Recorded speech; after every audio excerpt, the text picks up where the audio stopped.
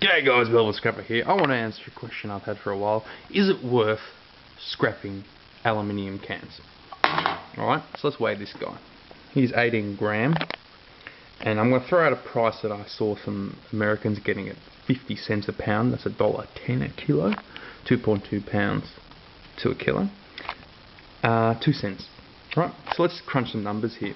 So that aluminium can is actually a big one. It's 473 ml. It's a big Red Bull. So that's a bigger one. So at 18 gram, how many are you going to need for a kilo? 55, approximately, and 25 for a pound. Then if you go for your average soda pop tin can, 375 ml in Australia, and I based this figure off a video from Showfaith KY.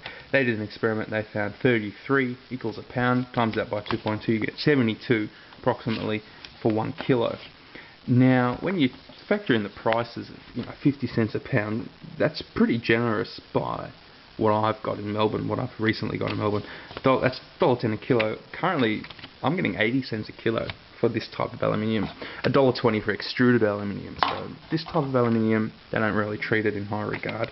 So that's 36 cents a pound. So basically, boiling it down, you're looking at 1 to 2 cents a tin. 1 to 2 cents a can. That's pretty rough going. I mean, look, would you pick up a couple pennies on the floor? Probably. And this does, clean up the environment, but it's pretty rough going. 1 to 2 cents a can. The only real way I think this would be pretty viable is if you got the full deposit on it, which is available only in a couple of states of Australia, South Australia and Northern Territory. I'm not sure how it works in the United States. I think on the West Coast they give you a better amount per tin. In Australia we get 10 cents per beverage. So, even this guy, let's have a Captain Cook here you go.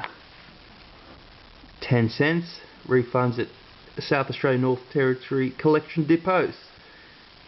Okay? And it has to be in the state or territory of purchase. Unless you've got to do a Kramer and a Newman and get a postal van. So, look, that's pretty rough getting 1 to 2 cents a tin, but I understand people, if that's all they can do, that's all they can do. So, good on them for at least giving it a go. Now, if you got a major supply from like a restaurant or a stadium or a cafeteria, then look, I understand it can add up. But just walking around picking them up, wow, that's pretty rough. So, hats off to those who do it. 10 cents, that's, 10 to 5 times the price. That's getting a much better price for it. So that's just the inside into the tins. You know what? I might just do it for just the recycling, but generally I don't scrap them. That's just some quick thoughts on that. Now, just on the idea of the 10 cents, not to be sneezed at, I've heard that there's a mafia in a certain city in a certain country. I'm not going to say where. And basically, what they do is they go to restaurants and they go like this: look, we're going to offer you protection. Now, what do we want from you in return? We don't want cash, we want your tins. We want your Coke cans, and we want your bottles, because we're going to get the collection deposit on it. And they apparently are able to get such quantity in this city that they're bringing in hundreds and hundreds of thousands of dollars a year, and that's an interesting way for them to turn over some cash and have a legit waste management business. So that's just an idea on the power of 10 cents adding up here and there. But 1 to 2 cents, crikey man, I'm going to stick to copper. Guys, give it a go!